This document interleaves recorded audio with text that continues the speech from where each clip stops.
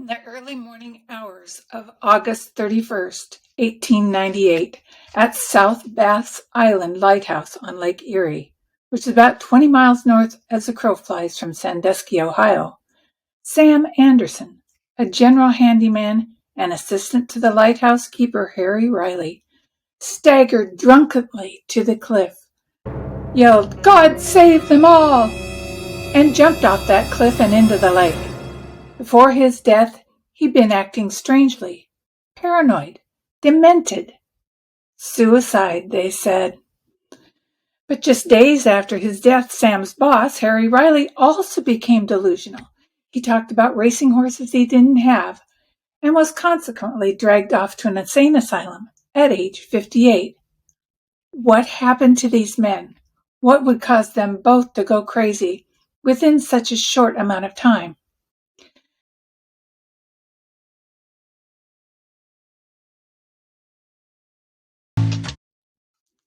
Hi, this is Danny with Mysterious Things Tarot, and today we're going to discuss this mystery and more with Dianna Stampfler, author of Michigan's Haunted Lighthouses and most recently Death and Lighthouses on the Great Lakes, and president of Promote Michigan. Welcome, Dianna. I am so happy that you agreed to be on my show today. These stories are amazing. And after reading your book, Death and Lighthouses on the Great Lakes, I'm surprised to learn there have been a lot of strange deaths over the year at lighthouses on the Great Lakes. I guess I didn't realize there were so many lighthouses there to begin with. Being a West Coast girl, we have lighthouses here on the coast, but I hadn't even thought about them being on the Great Lakes. So, can you tell me a little bit about them? Well, Michigan actually has more freshwater coastline than any other state in the country. If you really scale back, I love looking at the photos from space that shows Michigan because we touch 4 of the 5 Great Lakes. And so you add up all of that coastline, it's over 3,000 miles.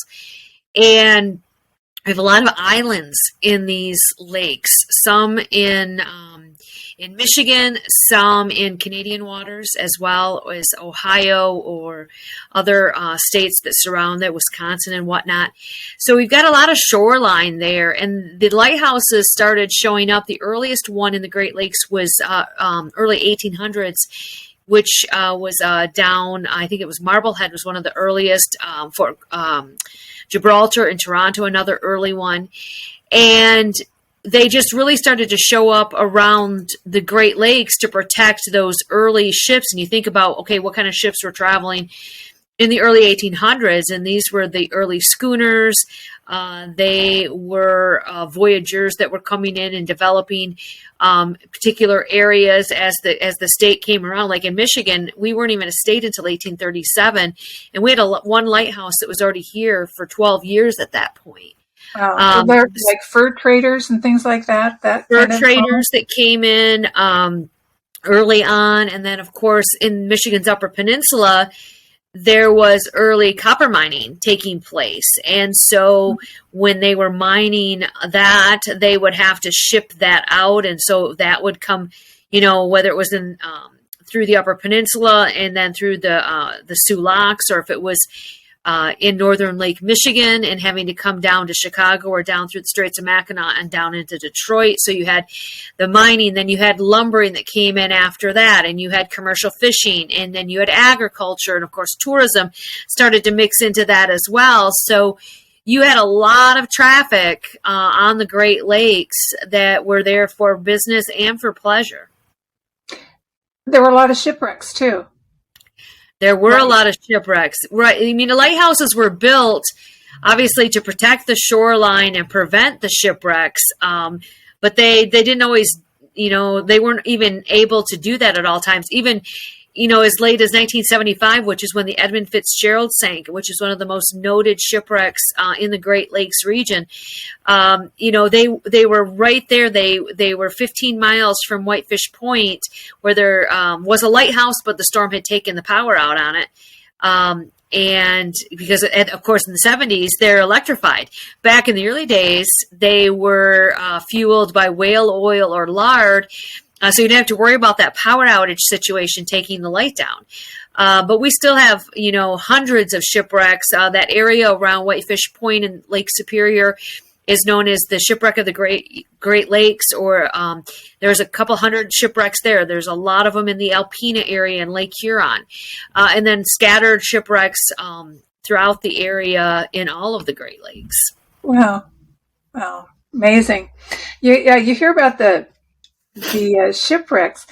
You don't often hear so much about the lighthouses. What kind of got you interested in that?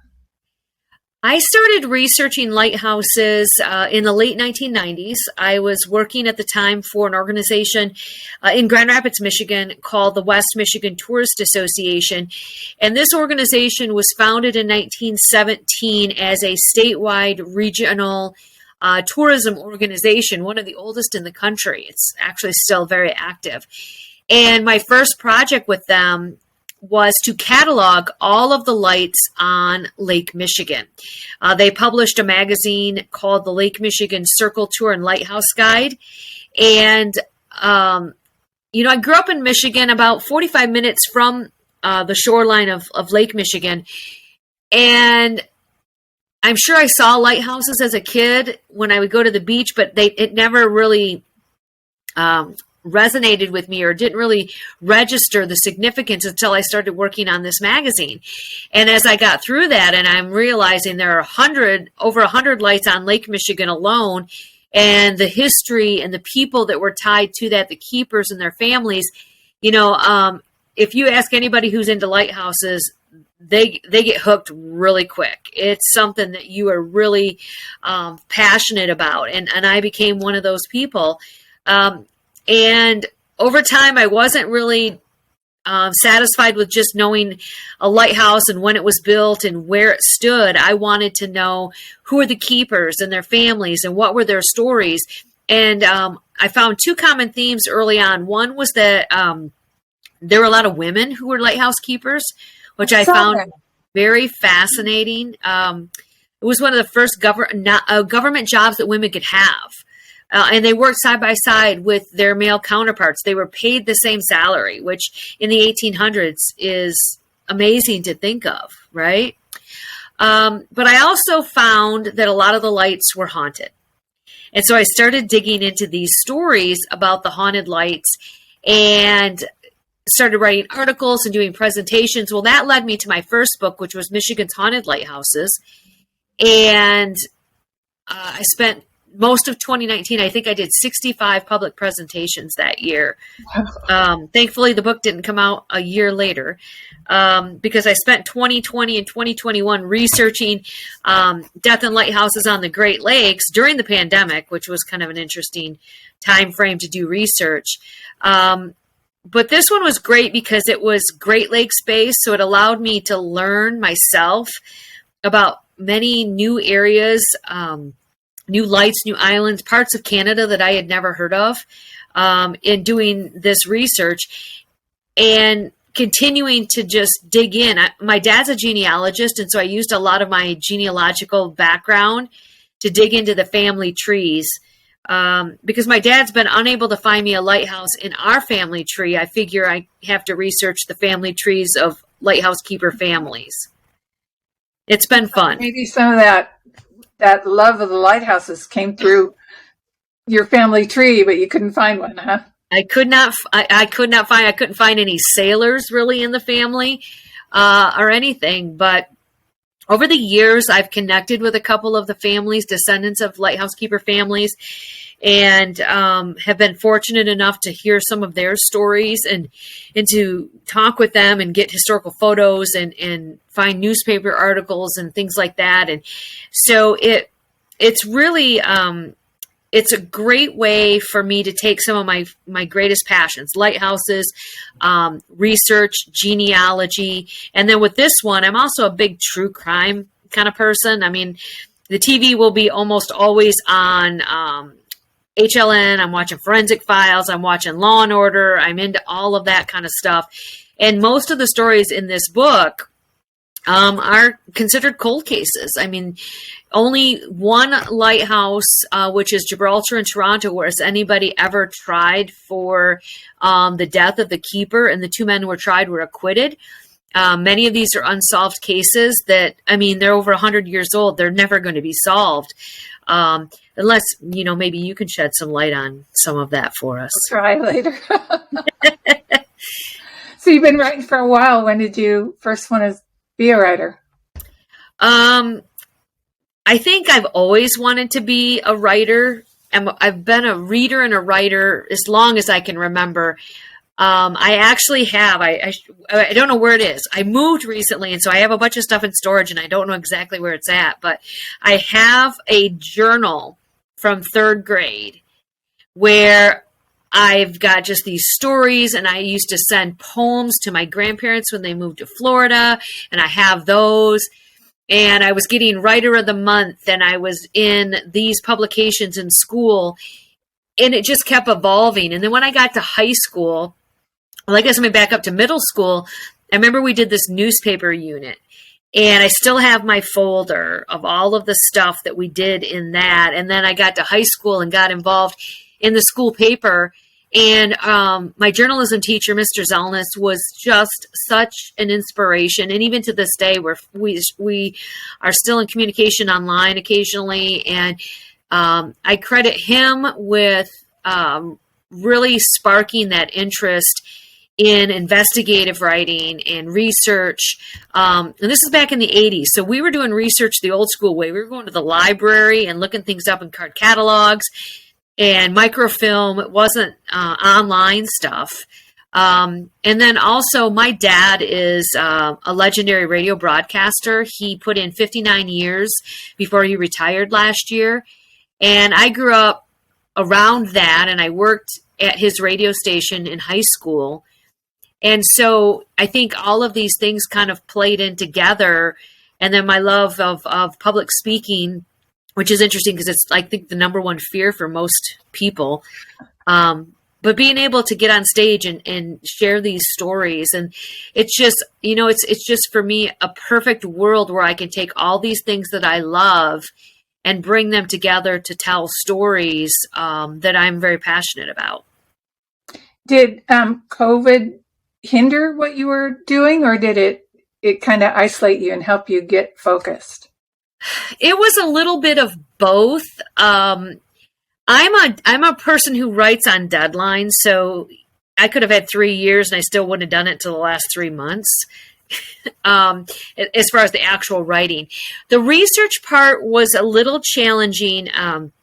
In that I really wanted to go to Canada to a couple places. I wanted to go to Toronto specifically, but the borders were closed at that point. And so I wasn't able to go. And a lot of libraries and historical societies were closed, for a year to 18 months or limited hours. And so when I would send email requests for archives or access, I would get an auto reply that says, we're not open, we're working from home, we have limited access. So it did become a little bit of a challenge to gather a lot of data.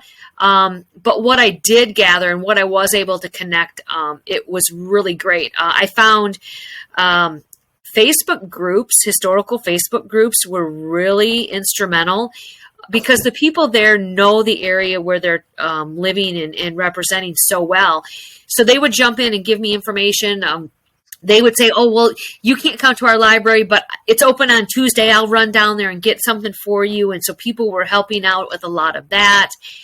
And then my main sources of information, just in general, places like newspapers.com and Ancestry, I dug into those even deeper to pull some of that stuff around. And I did have a little bit more time because I wasn't out doing my normal promotion workload because all of our events were canceled for a year and a half. So I had more time to do the research, which was great.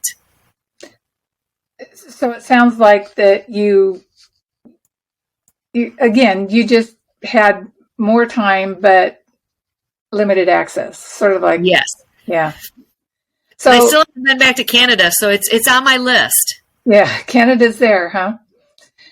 So do you have another book in the works or anything else around lighthouses that you're doing? It sounds like you're doing some articles on them. I am doing regular articles, and I am researching for a new book. It is not lighthouse based. It's not. It is still Michigan history focused. I figured at this point, 2 is good. I might do another down the line, but there are so many lighthouse books out there that I don't really want to duplicate other themes on that. But I have several others. I'm famous for getting sucked down rabbit holes pretty easily. When I find or hear about a particular story or a particular place or a particular topic related to history here in Michigan, I kind of get in that tangent and I just start digging down in that. So I am working on a couple projects, doing a little bit of research and trying to flush it out. The biggest challenge with any book, at least with me and working with the History Press, is being able to have access to the supporting documents to fill out a book. Right. Are there enough photographs? Can I find enough newspaper clippings? Are there enough people to interview to justify a full article or a full book? These are running anywhere from 32 to 38,000 words. And if I can't flush out enough to fill a book, then I'm just going to create more work for myself in the long run. And with Death and Lighthouses on the Great Lakes, at first I was, hoping that I would be able to fill it with stories just from Michigan, but there really weren't that many. So that's where it came to the broadening of that to the whole Great Lakes region. So I'm going to keep digging. I've got, my office is organized chaos, and I have piles of different things that I'll continue to research and see what pops up. And then I just send a query to my publisher and say, hey, I've got enough to do these 2 or 3 topics. Which one looks good? That's what I did with this one. And then they picked this Death and Lighthouses as the next book on the list. Interesting. I'd be interested in hearing more about those family stories that you were talking about. All kinds of good stories out there. All kinds of good stories. Okay. So it's time. My channel is about a mystery story followed by a tarot reading to see if we can find out some answers to the questions we have. So what I want to know is, now you told me your mother's had tarot readings, and you told me that your child has seen ghosts, but have you had any tarot readings or paranormal experiences yourselves? I have not had a tarot reading or any kind of readings myself. My mother, yes, over the years, pretty regularly for a while. I have had several ghostly encounters. I guess one at a lighthouse. I investigated almost all of them in my first book and didn't have any experiences at those. But interestingly enough, my boyfriend and I went on a paranormal investigation at Fort Gratiot, which is Michigan's oldest lighthouse in Port Huron. And we had a lot of interesting things. The group we were with, and Michigan's got about 60 active paranormal investigative teams. They have all the gadgets like you see on TV, so they let you use these, which I guess in some ways could be a little dangerous. But we did have a lot of strange flashlight activity. We had divining rods that were swaying. We had spirit boxes that were giving off readings. So we did have a little bit of that. My boyfriend actually got a couple of really bizarre photos in the tower that we can't explain, and we've been passing them along to a couple of the paranormal groups to try to get them to see if they can pick up what's going on. One very specific photo that is almost like a double exposure, but it was on a phone, so I don't think you can really get a double exposure from a digital phone. But interestingly enough, also the photo just prior to that image, which was taken at the base of the tower, was taken at the top of the tower, and the timestamp is 23 seconds apart. Now, I don't know any human who can go down a set of spiral stairs in 23 seconds in the dark. Wow. So that is kind of a really bizarre one that that came as a result. It happened right after I turned the book in, so that particular part of the story is not in Michigan's Haunted Lighthouses, but it is in my presentation when I give that at libraries and stuff. But I've had encounters at a couple different places around Michigan. I've had a dog ghost encounter once, which was kind of interesting. But nothing scary or nefarious. They were both, the two that I think of most notably, were just, I think, people that are happy that someone is back in their space and just wants you to know that you're not alone when you're there. And, I think I kind of find some comfort in that. Yeah, I've had these experiences for years, and I've never, ever, not once, felt afraid or scared by any of this, or that anyone was putting any negativity towards me. So I guess there's that. So, good experiences all around. Yes, and even the ones that my mom and my daughter, and they have a shared experience at the same location, but 20 years apart. None of them have been, scary or anything. My daughter says sometimes at work, there's things will fly off the shelf at where she works and whatnot, but it's not like they're flying off the shelf at someone. Yeah. So I guess there's that. Attention getting. Yes, exactly. So when we first talked about this interview, I asked you which of the stories in the book that you wanted more information on, and if you could be a fly on the wall of these stories.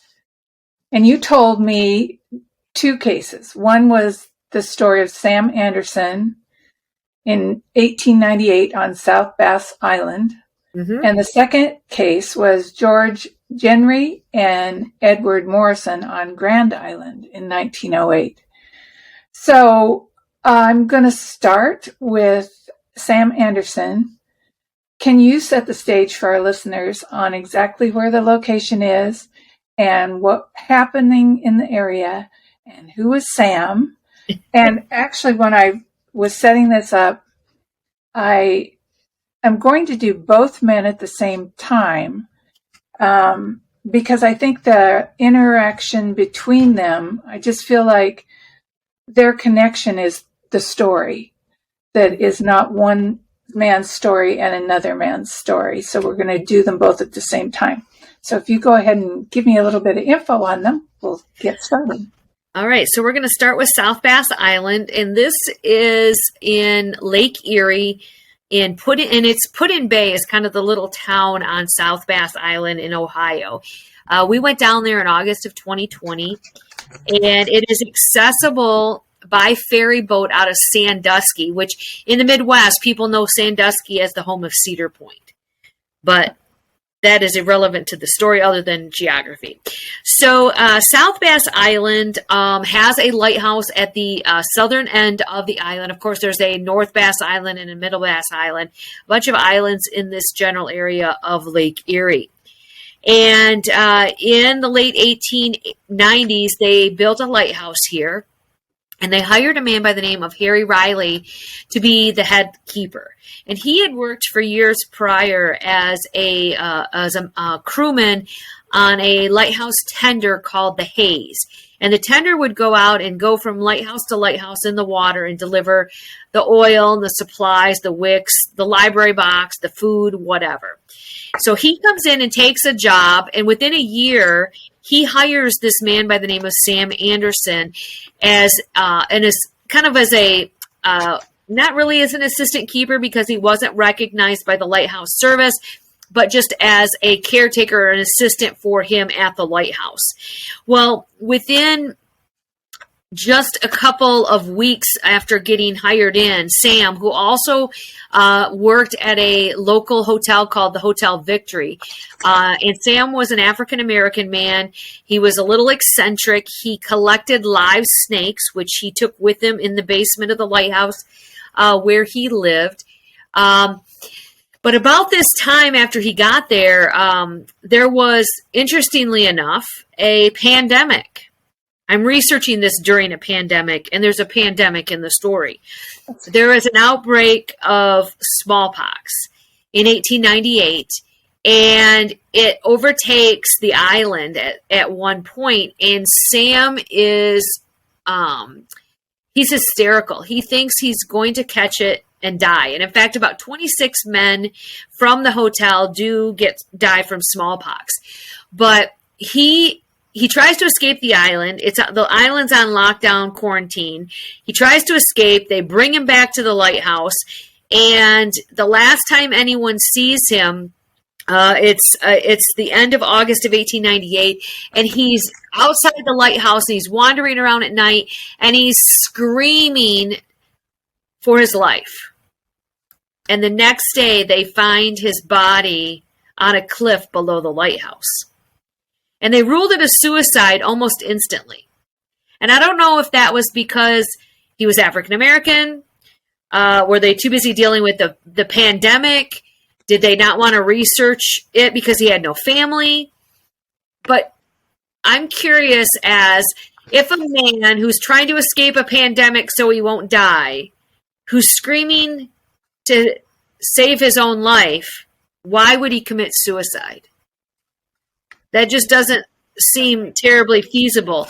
But I have, the formal coroner's documentation that says he died of suicide. Now, interestingly, within 24 to 36 hours after his body is found, Harry Riley, the main keeper, is arrested on the mainland in Sandusky, and he is wandering around the streets downtown, babbling incoherently, and they say he's kind of mad. And he's talking about how he wants everyone to come out to the racetrack to watch his horse race. He's got the fastest horse around. He didn't even own a horse.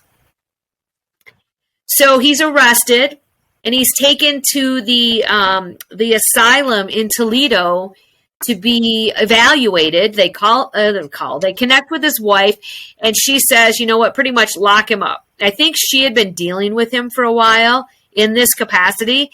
And there are some folks and some historians who think the reason he left the tender, the Hayes, and the reason he hired Sam Anderson at the Light was because he was starting to lose his mind, and he couldn't do the boat job anymore. And he was starting to not be able to do the lighthouse job, which is why Sam was brought in to help. So they put him in the asylum, they evaluate him, they commit him, and he dies 6 months later. His cause of death was actually syphilis of the brain, which is what killed Al Capone, who's another big character here in the Midwest. And his brain had just simply rotted away. And that's what led to all of these other things. If he hadn't had that, he wouldn't have had to hire Sam, and Sam perhaps may not have died. So the chain of events on that whole thing are really quite strange to me. Yeah. Well, let's take a look. I've been shuffling while you were talking, so we're going to just go ahead and lay out the cards. I'll lay them out, and then as I talk to you about them, I will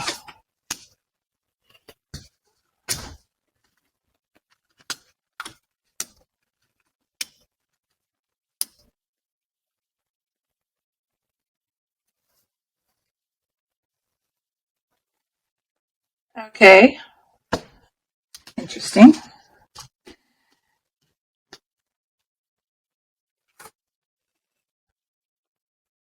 Over here we have Henry. He's the Chariot.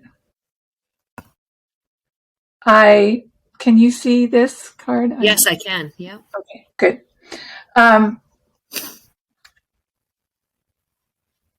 Things were moving fast for Harry.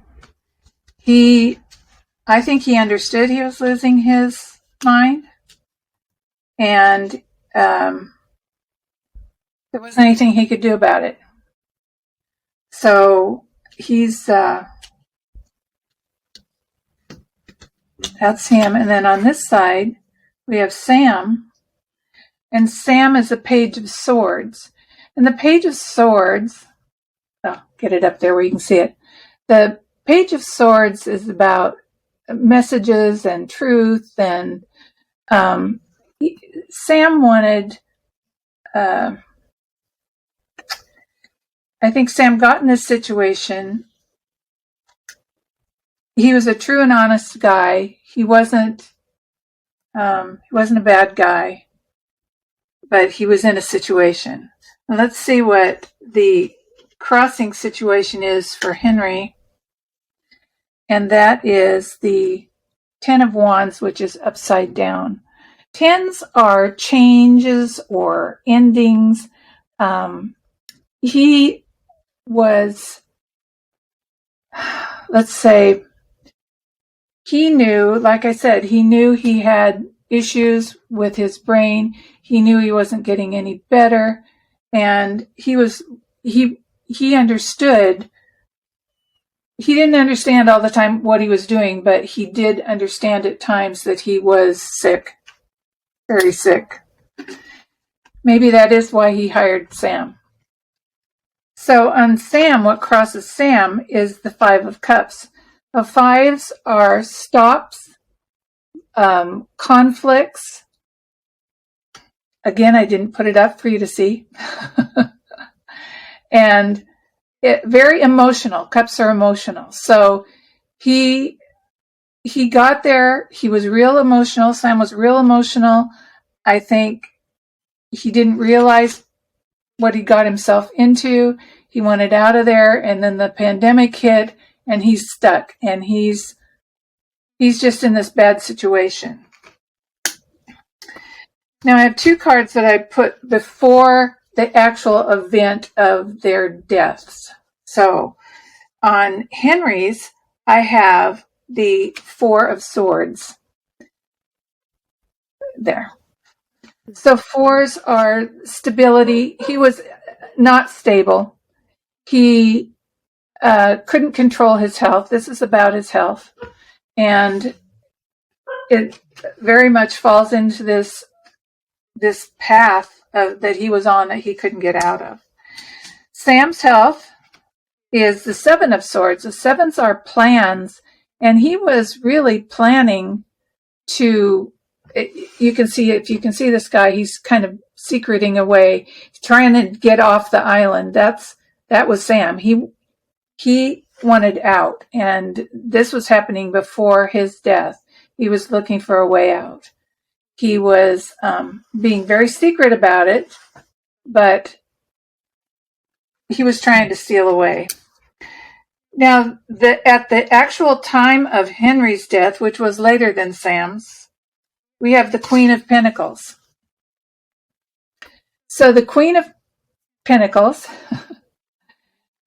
is the mother of Earth, okay?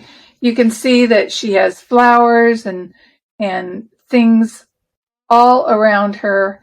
At the time of his death, he was ready to go. He went to a better place. He had known he was sick, and it was a better place for him to be than where he was. So Henry went peacefully to his death and to a better place, okay? Sam wanted off the island, and he wanted to get to his family.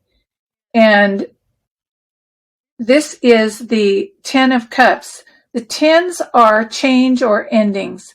And he was very emotional. He was overflowing with his need to get away from there, to get out of this place that wasn't his home and get off the island. And I'm definitely feeling this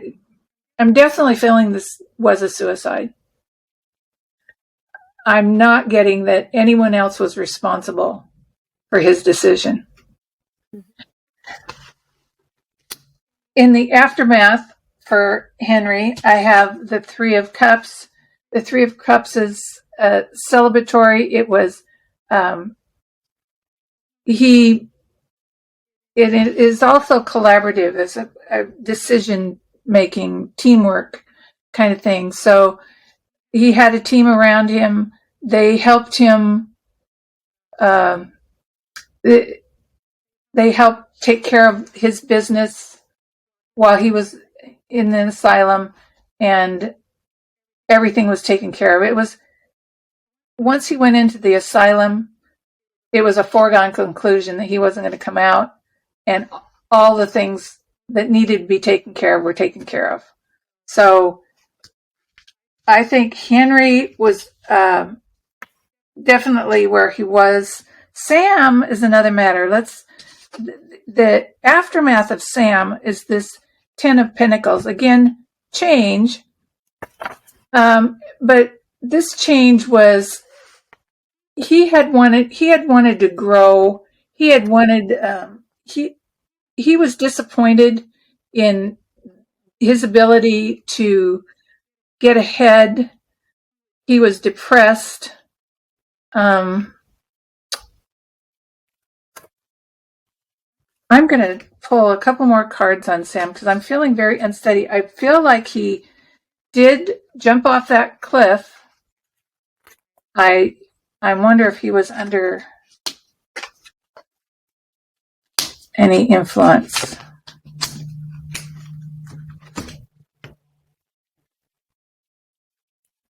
Okay, this is the Page of Cups, and the pages are messages to me, news, opportunities. This opportunity slipping through his fingers, and I think that was his take on, he couldn't get off the island. He was terribly frustrated. Obviously, he was in a high emotional state, probably in a drunken state also, but he felt like the opportunity had slipped through his fingers. He was never going to get off that island. He was overly dramatic about it, and that's what he was feeling. And I also have the Sun reversed. The Sun is good news, but in reverse, it's depression. So he was very depressed. And in the final outcome on this one is the Nine of Wands. Nines are complete solitude.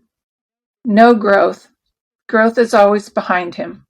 He just felt he was depressed. He couldn't take it anymore. He couldn't get off the island. And that's what I see. So there you go. Well, and it's interesting because we know that Sam was not a native islander. We think he was from the Kentucky area. But I was never able to determine exactly where he had lived or where his family was.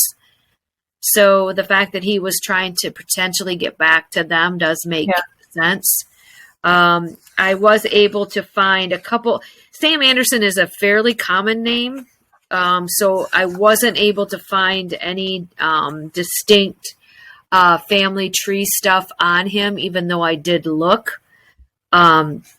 But we do know that most of the workers, African American workers who were on the island, came from around the Kentucky area. Yeah. And then you mentioned after Riley's death, the team around him, his wife, I think, told the doctors to lock him up or keep him at the asylum because she also knew that his health was bad, but she was part of that team. She went back and took care of that light after he was institutionalized in an interim capacity until they were able to find someone and bring a permanent keeper out there. So clearly, if his health is getting bad in those later year or so, she became familiar with the duties of a lighthouse keeper and likely was pretty familiar with that. So I think she was part of that team that made sure that the light was taken care of after he was gone. Good. Good. So it made Nice. sense. Yes. Yes. We'll never know. This is one of those cold case ones we'll never know. But I was initially thinking that maybe there had been some confrontation between those two that caused Sam to go over the cliff, that maybe he was tossed or thrown or pushed or whatever, but I didn't get any of that. I felt that it was all him.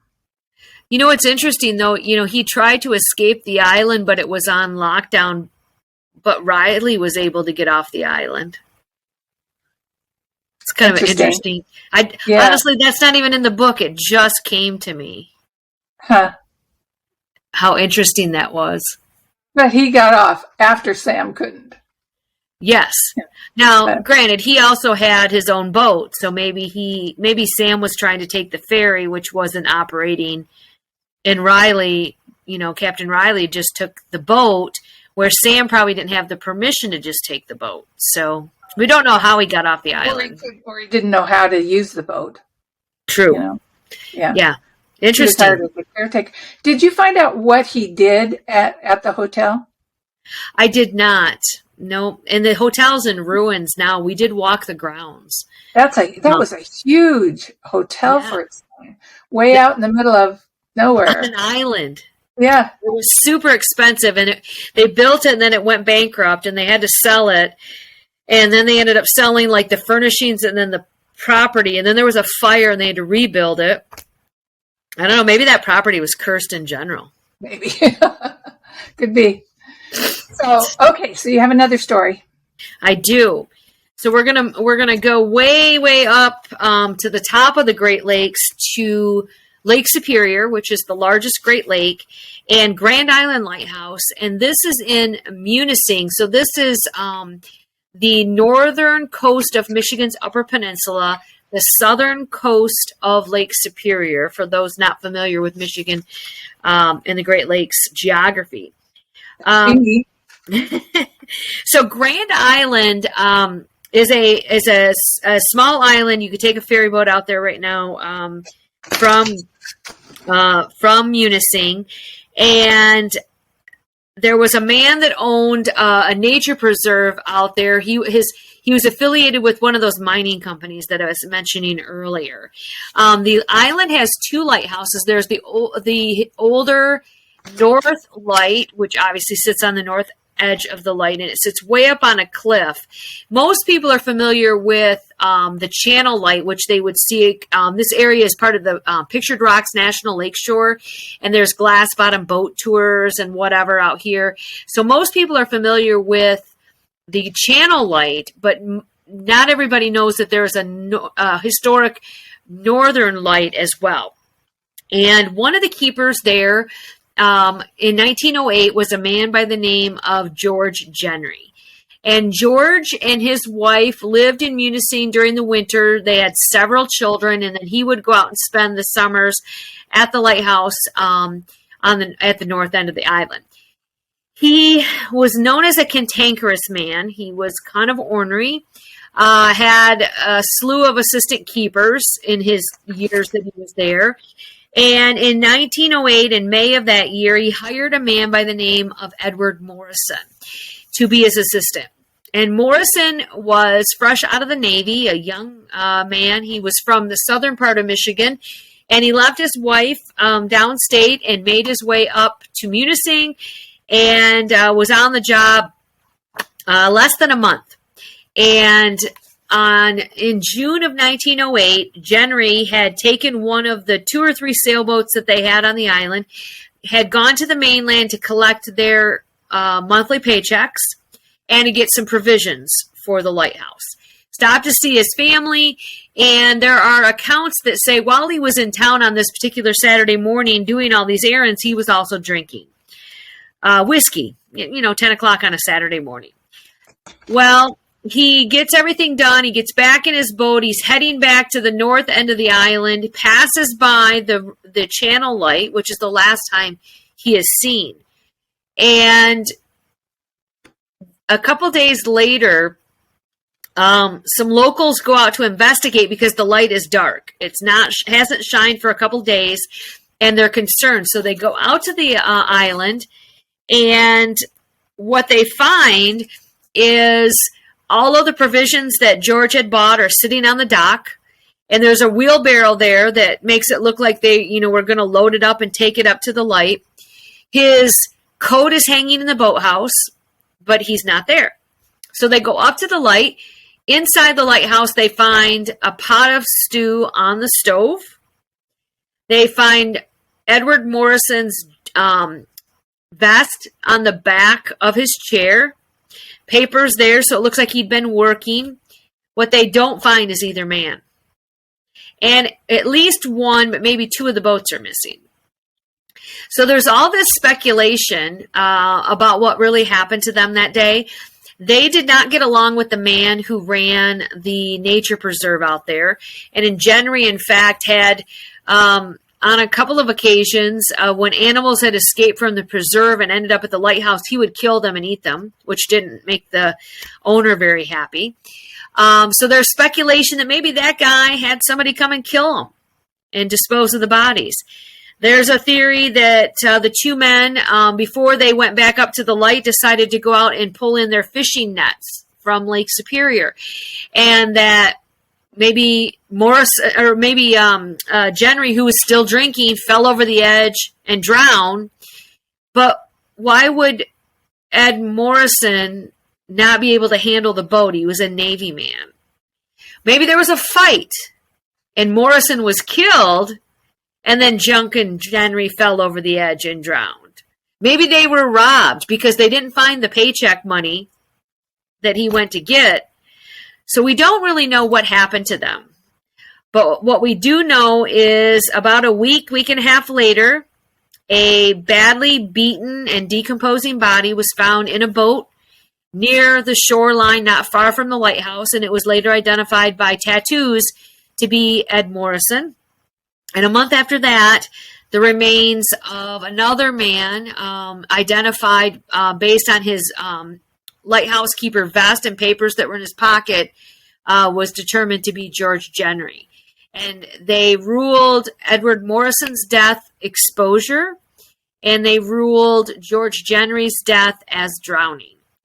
But this is going to remain a cold case for eternity because we just don't have forensic science to be able to determine what really happened, that day. There's just a lot of theories. There's another one that says that the body they found on the beach wasn't really Genry. It was someone else in his vest because he killed Edward and escaped to Canada because his family all went to visit Canada in the 1950s. So who knows?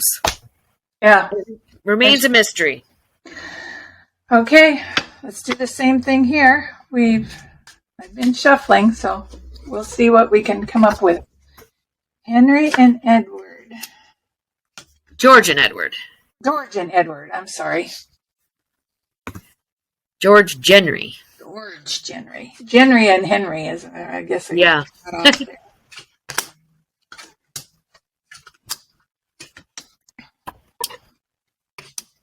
At least we know where these two men are buried. We could dig them up if we had some DNA from right? If there were descendants around. I know George has descendants still around. There you go. Okay, so what do we have here? I'm using a different deck this time, so let's see what we can get with that. On George, we have, it's called the Blessed Oak, and it's kind of in normal tarot, it's kind of a cross between the Tower and the Hangman, and that is something bad, and it's upside down, so something bad really happened to him. So I'd say that probably was him in the that they found later. So something bad happened to George. And let's go on. Let's go on over to Edward. And Edward, this is him. Something bad happened to him too. This is, I hope you can see it. Mm-hmm. This is it's called the King of Stones, and that's the wolf. And with this wolf and this moon and the way this setting is in here is always a mystery. Every time you get the moon in a card, there's a mystery involved in that. And so there was a mystery surrounding him even before he passed. So he was kind of a mysterious guy, or the reason he was there was mysterious, or there's something going on with him.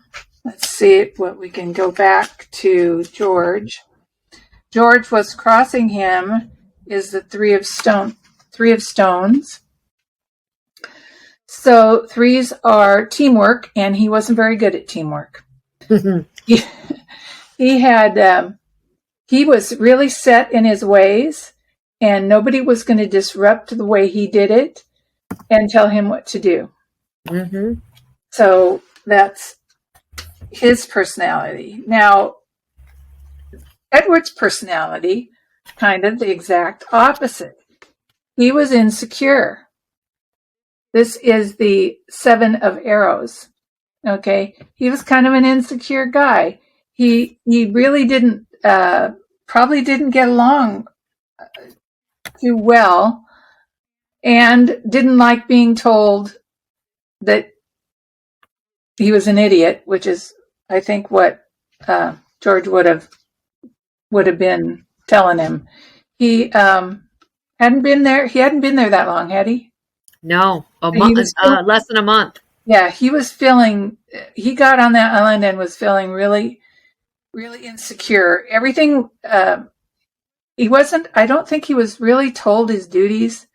What I'm getting is that everything he had to figure out for himself, that this guy wasn't telling him what to do or how to do it. He was just yelling at him when it didn't get done right. Mm-hmm. So that's what was going on with him. So before the event, before they were gone, we're going to look again at George, and that is the green woman. Now, it doesn't have to be a woman or anything, but this is actually the abundant woman, but she is upside down.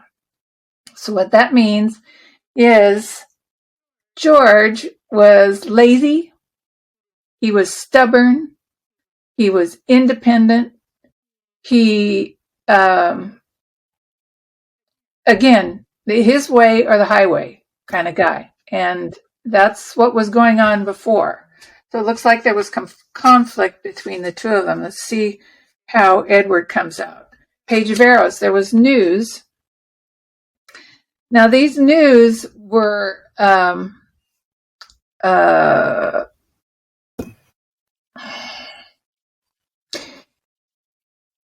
this news wasn't this way. I think it would be truth. This way, I'm not sure if it would be untruth, but I think he didn't feel like he was being told the truth about something from George. Mm. So that, I think there was a conflict between the two of them, and he wasn't telling the truth. I'm not sure if it's here, but my feelings are they had a row over the money. Oh. The event itself, King of Arrows, the hawk. This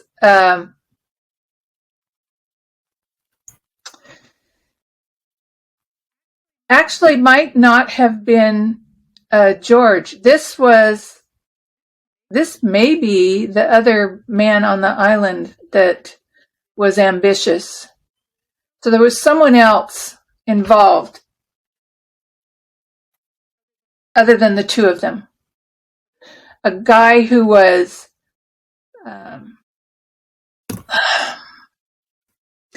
like Mordred from kind of very ambitious, ruthless, that kind of a personality type. Okay. And with Edward, the Ace of Arrows, we have no justice. So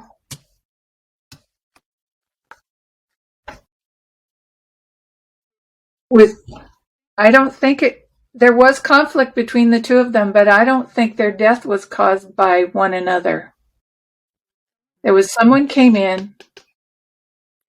I think it had to do with the money. It may be that they were robbed.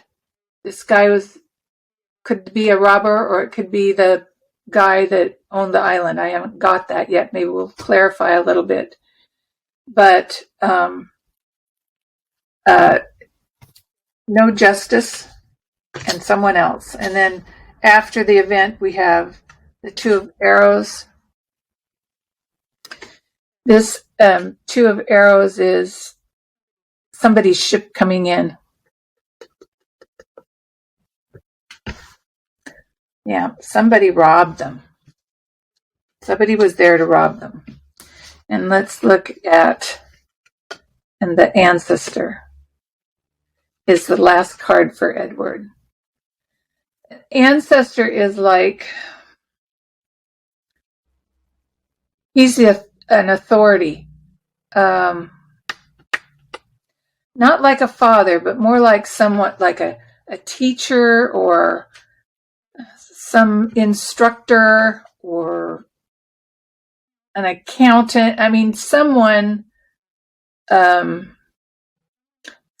authority that has the power, This is interesting. I got to pull some more cards. I'm way too interested in this. Let's do 3 more for each of them. Oh, okay. Well, that clears up things. I'm just going to do one, and then I'm going to do the other. We have here the 3 of Vessels. There's a very emotional. It was teamwork. There was more than one person involved in the death of Gentry. And that's that. There's also the 6 of, there was exploitation. They did it for the money. You can see all these hives around here. That's abundance, but it's upside down. So if this way you have all these hives, these 2 people would be able to live out their life with their full amount of money and abundance. And this way it was taken. So then the last one is upside down, and it's the Green Man. Now we had the Green Woman in there, and now we have the Green Man. So this man was jealous. He was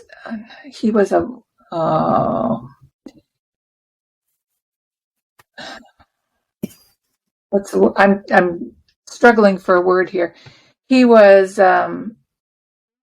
moving away from, this is the aftermath. So he was taking, that's what I'm trying to say, moving away. He was taking. So that's what happened. They were robbed, I'm sure. Let's go on to Edward, the 7 of Stones, healing. Obviously you can see this. He was left in the boat. He wasn't dead when they left him. Oh. Which may be why they said he died of exposure, but he was still alive. And on this one, the Knight of Vessels, this is a snake in the grass. See? Mm-hmm. He normally I would say, if it was upright, the snake in the grass would be somebody they knew, a family member. This guy wasn't anybody they knew. It was someone that knew that they had money or they got paid that day. Mm-hmm. But this was not a friend or a family member or anything. It was just a snake. And the last one, the Queen of Vessels, the salmon. And this was just the someone wishing to have it all, somebody that was self-absorbed and well, that kind of person. You know, the kind of person that would steal and not have any remorse about it. Yeah, these guys were robbed. That's so what I have here is so William Mather, the man who owned the preserve, he was mad that he couldn't own the Lighthouse property. He wanted that. He wanted the whole island to himself. Yeah. So he wanted to have it all. He was greedy. He also didn't get along with Genry. So I wonder if the team of men who robbed them in that whole situation worked for Mather. And if Mather could have a double whammy if they're gone, that the people that rob him can have the money. He doesn't care about that. He cares that he gets rid of the man who's killing his game, and maybe if they get rid of the lighthouse keepers, eventually they'll get rid of the lighthouse and he can have the whole island to himself, because that's his ultimate goal. Although he never got it all. The man that I said was Mordred. Mm-hmm. He was not. See, Mordred was never the one in power, right? He was somebody's right-hand man. All right. So that could have been the Mather connection. Let me pull a couple of cards on Mather and see what I can come up with. It's kind of like, Al Capone never did the dirty work. He had a right-hand man do it all for him. Yeah, exactly. We're just going to do 3 cards here. I have Ace of Vessels. That's the pouring out of anger and relationships, and this is just somebody that was extremely angry. Mm-hmm. And hunting. Somebody was hunting them. Yeah. And that's interesting, given that Genry had a game preserve as well. And the last one is the Two of Vessels. And that one is very interesting because you see the 2 people here. There's a partnership, but they're not alike. These are 2 separate, different people with 2 different agendas. And so I think that Mather may have been in on this. He wasn't, he, of course, didn't do it, but his partner was there. So I'd say, yeah, that's probably a good assumption that that he was involved. Whatever I'll have to go back and see. They had to. It took the 2 of them to do it. They couldn't do it individually. I'm going to have to go back. I think I might have some names of people that worked for Genry. We actually toured his camp. Or not Genry, for Mather. So Edward Morrison was 30 when he died. Genry was 48. You mentioned the mystery behind Edward Morrison, and he had been there he was so new that nobody in town knew who he was. So when they found the body, even if nobody recognized him because he hadn't been there long enough. There was this mystery for a while as to who this body was, until they were able to send word out, and then they found out about his tattoo. So that was a kind of a mystery about him toward the end. And then you had mentioned this authoritative figure in his life afterward, and they wouldn't release his body after they did after they prepared it for burial, because the mortuary guy needed to get paid. And it ended up that there was a deputy sheriff down in Flint where he was buried that had to basically send a telegram up there demanding that they release his body. And he kind of took charge of making sure that he made it back home to be buried in Flint. That's probably what that was. Yeah. I found it interesting that he wasn't dead when Yeah, that's kind of creepy. He must have been he must have been either injured enough where he couldn't do anything, or maybe they I don't know. I don't recall them saying were the oars with him? Because if he had a capacity, he was a Navy man. He would have known how to get somewhere. Yeah, to me, this was like he was injured. He was badly injured. Yeah. They probably even thought he was dead and just shoved the boat out. Yeah. Yeah, but he wasn't. And he died of exposure. Yeah, because it was like a week later before they found him. So, and that's dehydration and everything else out there. It's different in the Great Lakes because you don't have the salt water. So he might have been able to drink some of the lake water if he was able to get it out. But clearly the sun and early June in Lake Superior, temperatures can be kind of cold at night. Yeah, I didn't even feel like he was, a couple cards. I didn't feel like he was even able to do that. Queen, Knight. Yeah. Happened fast. Somebody's sneaky, and there was a struggle. Well, that would explain all of his bruises. And 1, 2, 3, 4, 5 arrows coming at him. Wow. So he had 1, 2, 3. Yeah, he had 5. I'm sorry, I should show you this. He had 5 injuries, 5 separate injuries. Now I wish you could find out whether that was true on a coroner's report. Yeah, I have his death certificate. It's not in the book, but I have a copy of it. But it just says he died of exposure. There was an inquest and a second autopsy on him, but the original documents, as far as I know, don't exist anymore. Darn. I know. I would love to find them. The coroner's jury investigation, a second one.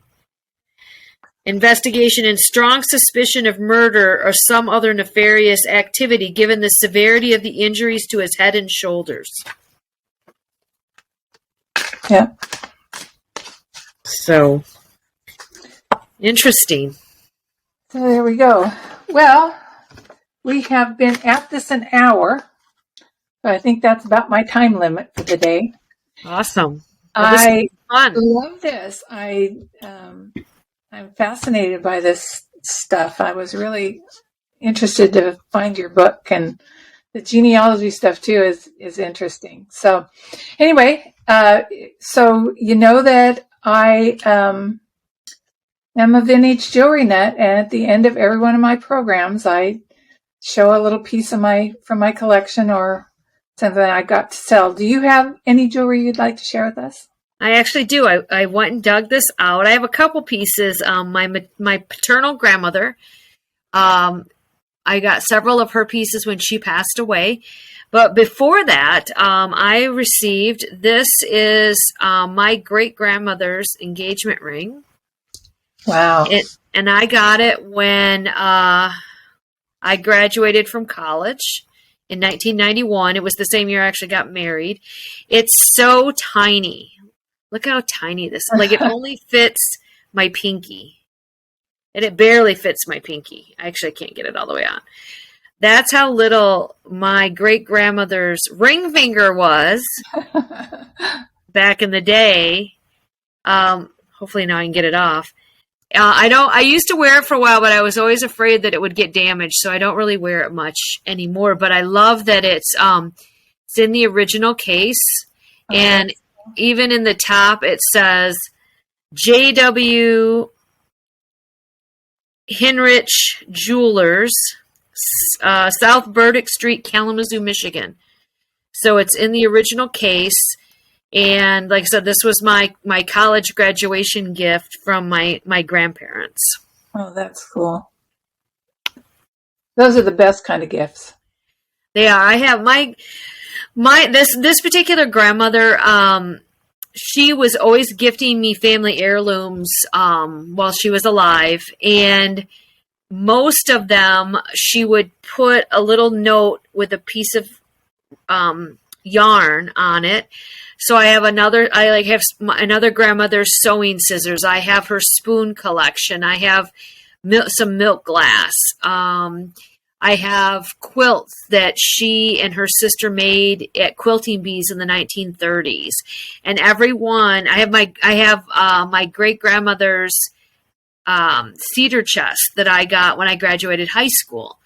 And everyone has a handwritten note from my grandmother about the family connection to that particular piece. Oh, that's and awesome. So most of them I still have now, but my daughter and my daughter-in-law will probably eventually get some of them, or I have a granddaughter. So this ring will probably go on down to my granddaughter Mayla, who's 2.5, but someday she might get that. The quilts will go to my daughter and my daughter-in-law at some point, when I'm sure that they'll take good care of them and not let the dog sleep on them or something.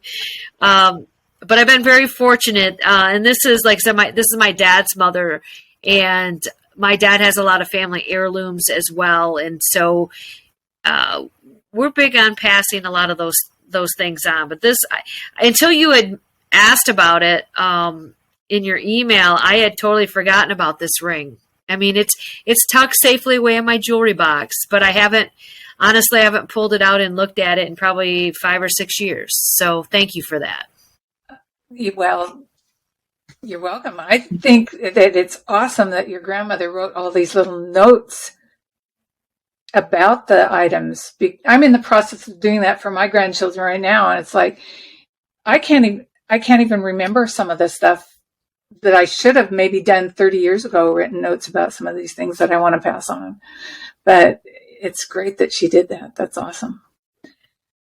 Do you have another piece? You said you had 2. I have a couple. Honestly, when I moved, I have, you had mentioned I think it's your cameo. I have my grandmother's cameo. I have this one pin that I wish I could find. It's all in a little box that she gave me. I just don't know where it is since I moved. But it is a gold ginkgo leaf pin. And I remember her wearing it when I was little, and I've always been fascinated with ginkgo leaves, the look of them. Mm-hmm. And I remember that being a very special piece. I got that after she passed away. And then there's also a Christmas tree with all colored jewels in it. And then I have a couple pieces, Avon pieces from when I was little. I remember I have a white ladybug, and it's in my original childhood jewelry box, but it's all in that same tote from when I moved, and I honestly don't know which closet that's tucked in currently. So this one was easy to get because my jewelry box is right on my dresser. So this one was easy to find. Well, that's awesome. That's awesome. Yeah, today I've got a little cameo. This cameo is actually it's made out of shell, as all true cameos are. They're carved. This one is carved from a carnelian, and it has a pin, and it also has a little attachment on the back that you can put a chain on it and make a necklace out of it. Oh, nice. This was not a family heirloom. This was just something I found, and I just loved it because the shell is so thin that you can see right through it when you kind of hold it up to light. So nice. Pretty fun little thing. And this one I can actually, some of the things that I get, I can't wear. This is, kind of goes with anything. You can stick it on and wear it. So nice. That's my thing for the day. Awesome. So, okay, let's see. Well, I guess we're at the end of our rope here, girl. Thank you so much for being on this program today. And to anyone that's listening here, if we've provided any insight in what happened to these men, or if you found it interesting, please like and share and ring the bell so that you can get more videos. And please go buy Dianna's book. Where's your book, Dianna? Show us your book. Here it is. There it is. And I will put a link to her website down below where you can buy it. And she said she'd even sign them for you. Absolutely. We've got a lot of holidays coming up and graduations coming up and all kinds of other things. So makes a great gift. Or shop early for Christmas, right? There you go. Particularly those people that like mystery stories. Absolutely. Okay. Thank you, Dianna. You really enjoyed this. Bye-bye. Bye-bye.